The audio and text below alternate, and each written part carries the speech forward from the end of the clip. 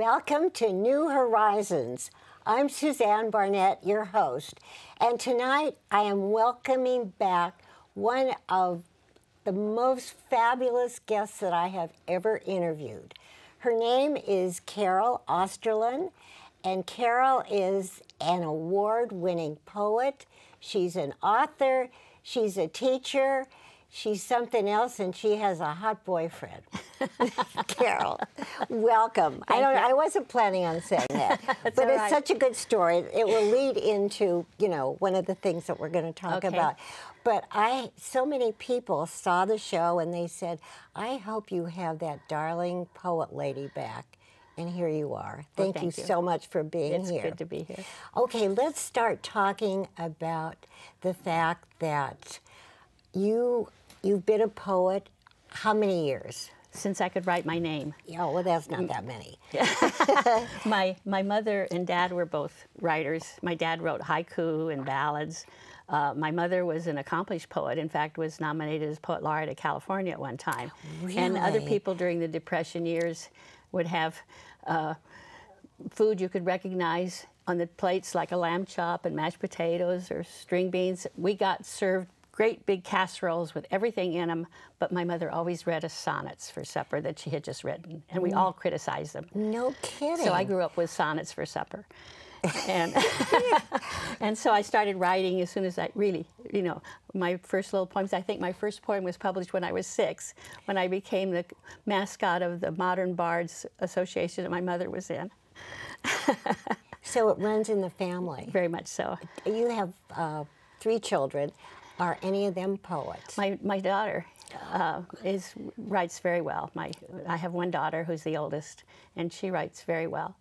And I think both my sons are good writers. I mean, they can put out a good resume or a critical thing, but I don't think they've ever written poetry. So it is genetics. It could be. It could be. We don't know that for sure. Let's talk about the fact that you've had 2 husbands, not 3. Well, 2 husbands I was married to, and then my life has kind of been divided into all these 20-year segments. My first 20 years being single, then the next 20 years when I was raising my children with a lovely man who is my kid's father. And but we just got to be so different in our mid-years. And of course, the funny thing about that is I had never worked, and all of a sudden there I was all alone, and I thought to myself, now what can I do to sort of earn some fun money? Because George was very good about making sure that I had what I needed after we split. And I was single for 3 years, and the only thing I had ever done in the 20 years that earned any money was being a clown at Valley Fair, the shopping mall. And I always thought that would be like really good to waltz in and say, here I am, what can I do?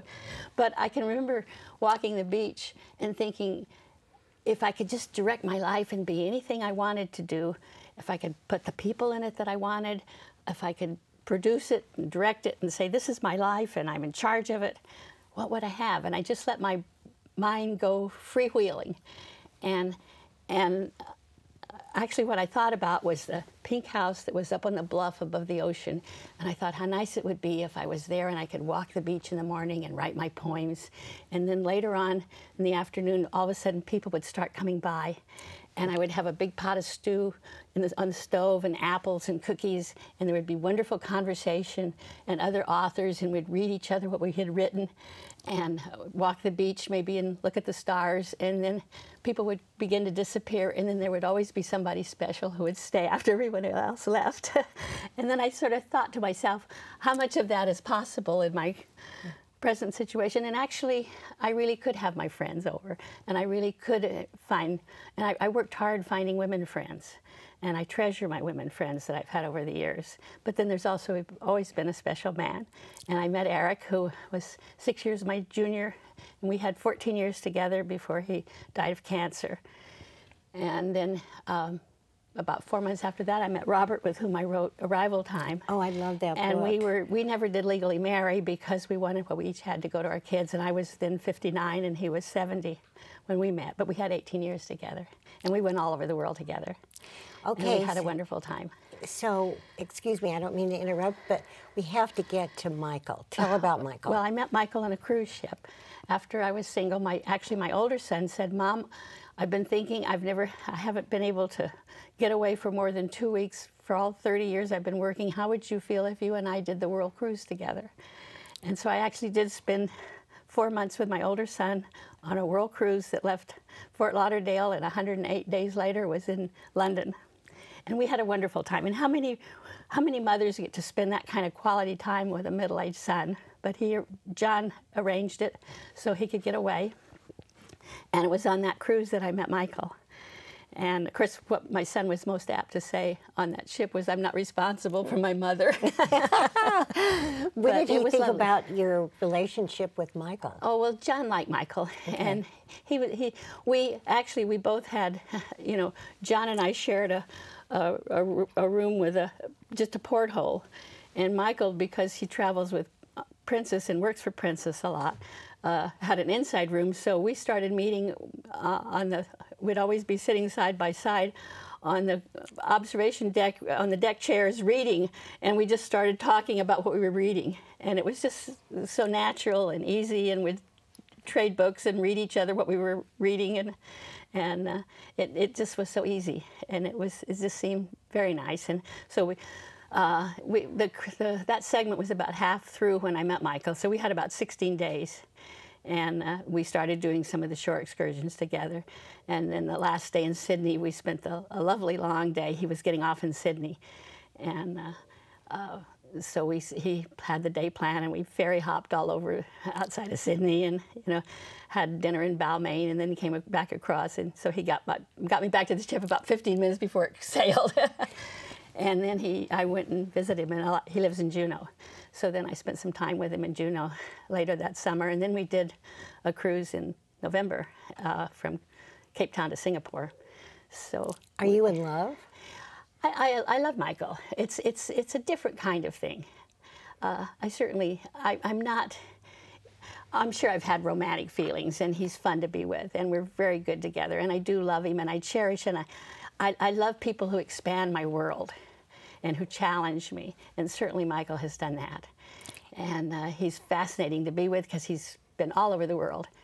Tell how he travels. He travels all over the world. Well, he was a commander in the Navy at one time, and he also has a master's in business, but has retired about 15 years ago. He was one of the first to downsize and say, I want to live simply, and I want to live the way I want to live. And so living in Juneau, he works during the summer, driving a tour bus and doing the spiel, and then he saves all that money, and he spends the other 6 months a year traveling all over the world, and he hops military aircraft and just goes where they're going, and takes public transportation. And of course, when he meets me, then we go upscale and I have Marriott points, so I get us in Marriott hotels.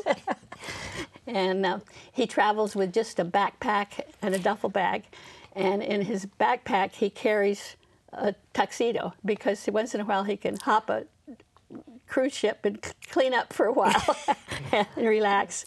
And he's just fascinating. And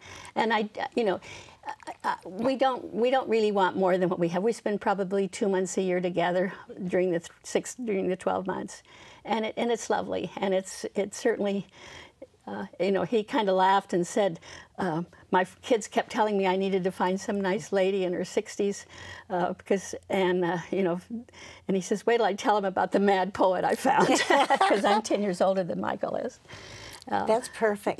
But it's wonderful. That's perfect. And he's fascinating, and he speaks fluent French. And so actually, Halloween, I'm flying out, and I'm meeting him in Frankfurt, and we're going to take the train to France and pick up a car and then go down on this coast to Le Havre, where D-Day was, and down to Mont Saint-Michel, and then we're going to spend 5 days in Paris, and then I'll fly home in mid-November. Have you ever written a poem about him?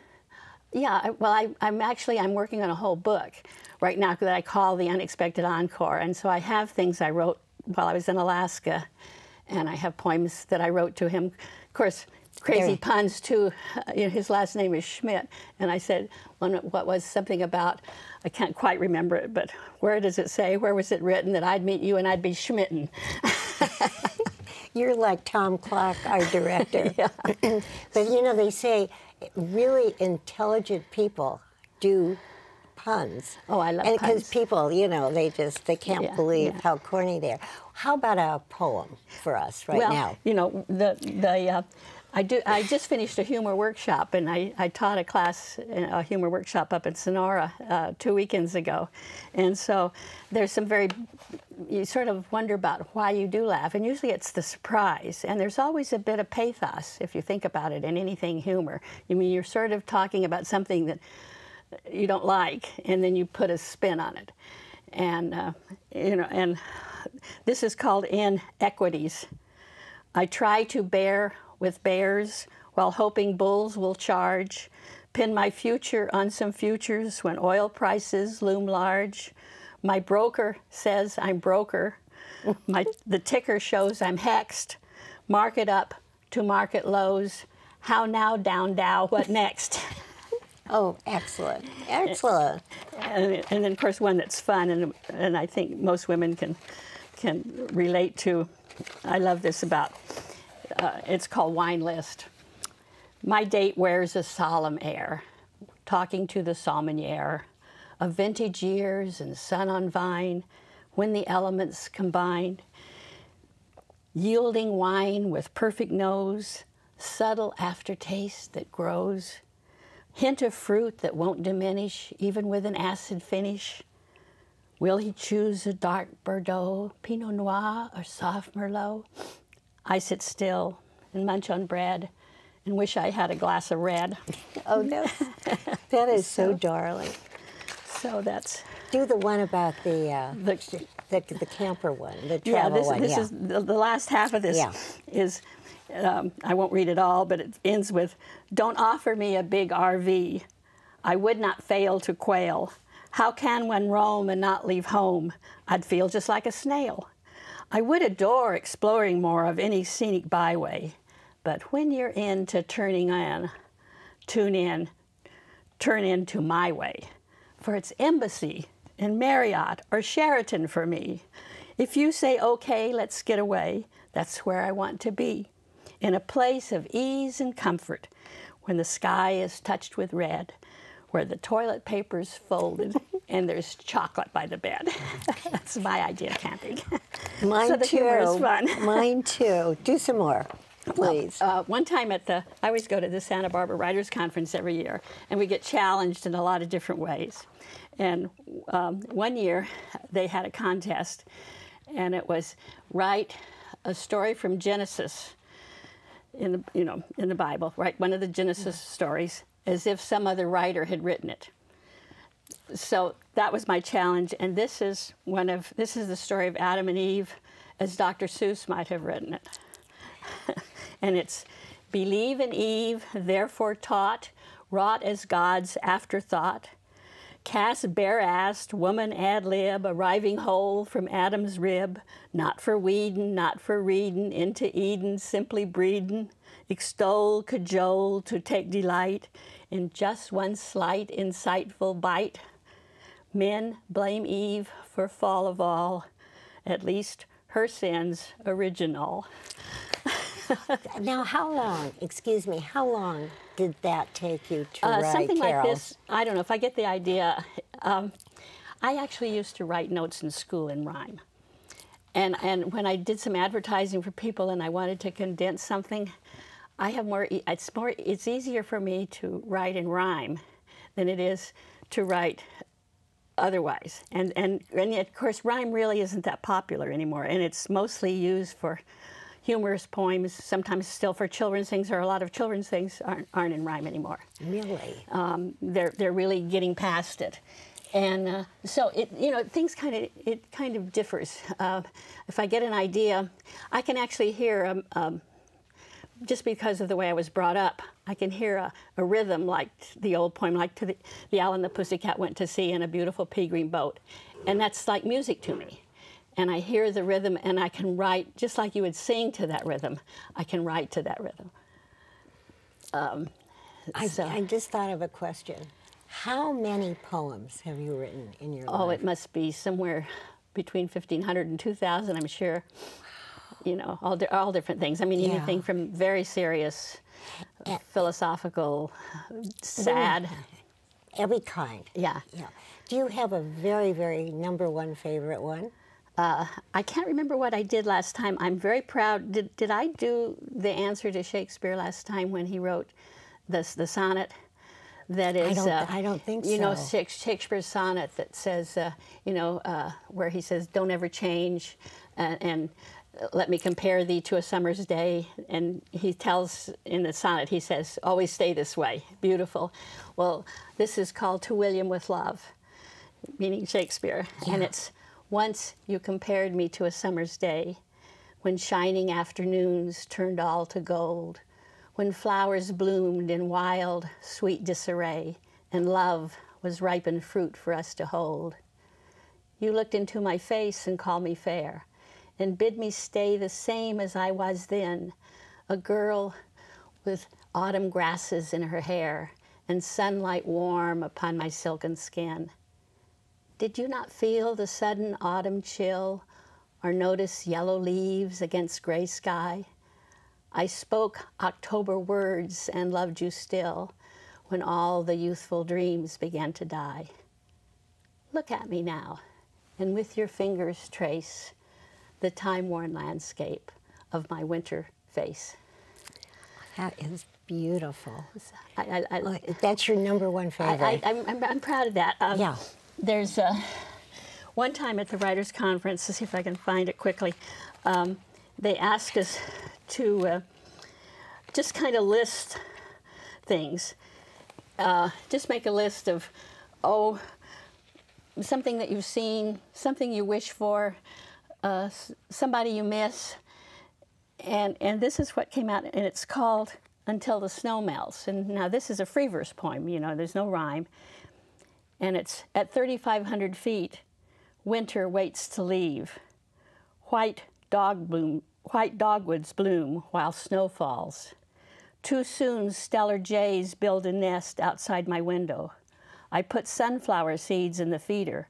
The squirrels eat most of them. Yesterday, I wanted a chocolate cookie, but the box was empty. I miss you," my sister says.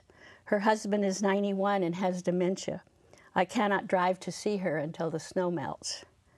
Spring, seeds, cookies, birth, death, whatever it is, waiting is never easy. So you can really take very disparate things. Yeah. And, Do you, what's your, this is a dumb question, but I'm going to ask it. What is your favorite kind of poetry to write? Whatever I'm writing. Good answer. The hardest poems I've ever written are called sestinas, and I love the challenge of classic poems. And What are they, a sestina is 6 verses of 6 lines each, plus a 3-line called an envoy at the end, and you have to use the same word at each end of each line in each verse, except you use them in a very precise order. And I mean, it's terribly challenging, but I love challenges like that. I took classes in poetry for a long time, and all the teacher ever had to say was, "Nobody ever writes one in rhyme," and I'd say, "I can do it." And you did. I've written 3 of them, and they all won prizes. So I guess I was successful. I would say. I didn't bring one, but I would say I just remember in your bio, which you said that celebrating each day is a gift. Tell about that. Well, that kind of says it all right there. Mm-hmm. I think that if we can always start from a positive place, to me, it's really the cup that's half full, mm-hmm. and you start from that point. That no matter whatever happens in your life, if you can say, "I'm happy for this," and somehow in my life it's proved it, that once I can always move from a position of strength and say, you know, just like when after Robert died, I moved up into the mountains 5 years ago. I knew no one, and I was really pretty lonely for about the first 6 months, but it was lovely to walk out and walk among the pines and see the squirrels and see the birds, and I thought, I have this beautiful place to live. And I went to the local church, and since then I've made wonderful friends, and wonderful women friends that I treasure, and we travel together too. And so it always seems to me that if you can start from what you're happy with and always go from that point, that you draw all things to you. But if you sit around and bemoan what you don't have, things will always elude you. It's just, I believe it's so true that you have to concentrate on the joys that you have. But I figure, and I've known you a bit, that you have always celebrated life, Carol. Well, I mean, you've had your down periods, but one reason I think is because I couldn't go to college because they found TB when I was 18, and I couldn't. Well, actually, I was only 17 when I started college, and at that time the only cure for tuberculosis was bed rest, and I had to drop out of college, and I did have. George was coming home from the service, and we married young, and we went ahead and married while he finished Stanford. And I had 3 children that I wasn't supposed to have. And actually I ran the risk of death with each child because that would make just the pressure on my body would make the TB expand. And when the drugs came out when I was 32, after my youngest son was born, I didn't have to worry anymore. And it was, I used to say, once I had been a black and white television set, and all of a sudden I was in full bloom in color. And for the first time in 14 years, I could dance again, I could get tired, I didn't have to worry, I wasn't afraid of death. And I think once that you really do face death and say, it's all right. And I've never gotten over celebrating every day since. When you say it's all right, how do you mean by that? I mean, I've lived I just think right now, at any point in your life, if you can say, if that's my option, if I am going to die, it's all right, because I'm also not afraid of death. And why aren't you? I have to ask you that. Well, I don't pretend to have the answers. I don't know what's after. I believe that life goes on in some form. And I think the truth is something far more than we can even begin to imagine. And I'm happy with that. And I don't have to know the answers. I just very firmly believe that nothing is lost. And so I wait for it. I mean, it's fine. But in the meantime, I'm going to celebrate every day I have as a wonderful gift. Yeah. And I've been blessed. But you're always beaming. I mean, the second show we've done, and you're so much fun to interview because, well, not only are you talented, but I love your philosophy of life. And I really think people need to hear that. And it's just as easy to be positive or to be negative, right? You know, I mean, I've never really been alone. I've always had somebody to love. I have wonderful friends and wonderful family. I have 7 grandchildren now, and I have 6 great-grandchildren. And you know, and here again, I'm meeting Michael in Paris. You know, I mean, what's not to celebrate? That's true. But even if you weren't meeting Michael in Paris, I'm sure you'd be meeting somebody else, right? Well, you know, and I treasure my son, and you know, we only have a few minutes left, so what would your parting poem be? I don't know. Oh, I know. This is from, you know, that I brought before our book, Arrival Time, and since Halloween is next week, maybe, and I suppose this really says what I really believe, and what it really says to you, if you don't risk, you are the loser. And this is and it's called All Hallows Eve, a knock outside. I open the door of my heart. You stand before me, masked in friendship. Trick or treat, you say. Now I must decide what my response will be. Shall I offer sweet and gentle softness of my love? If I do, what will it mean to you? Will you add it to the other goodies in your bag, still to wander lost and lonely through the night, looking for the one perfect gift only your own faith can find? Yet, if I refuse, the trick will be on me.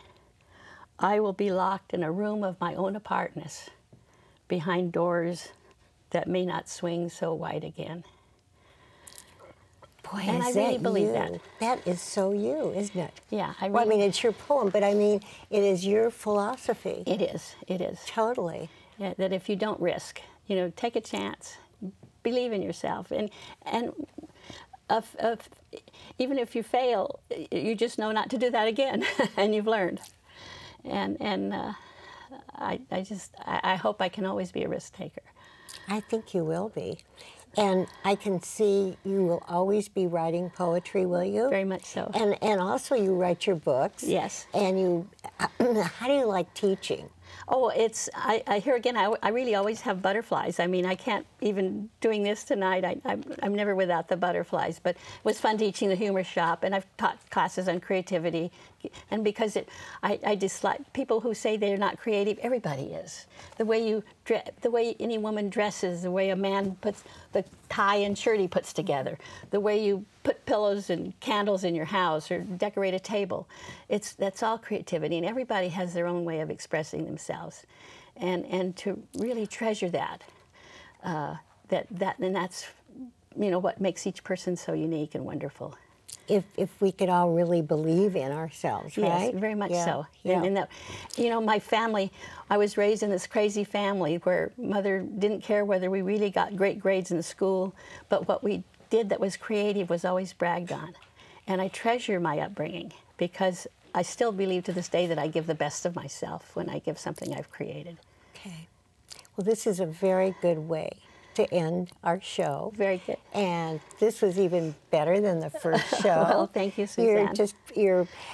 I just love to interview people like you. I mean, you're just a darling young woman. Well, thank you. We thank are. You. It's a pleasure to be here. Thank you. Thank you. And I want to thank our crew. I mean, my crew. It's my crew. I mean, we just have the best time, and they're so talk about creativity, and this is all volunteer, and I so appreciate KMVT. I so appreciate having you on the show, and of course, I want to thank our audience for watching. I always say this, and this is so true. I can't wait to see you next time. Bye-bye. Mwah, mwah. Carol.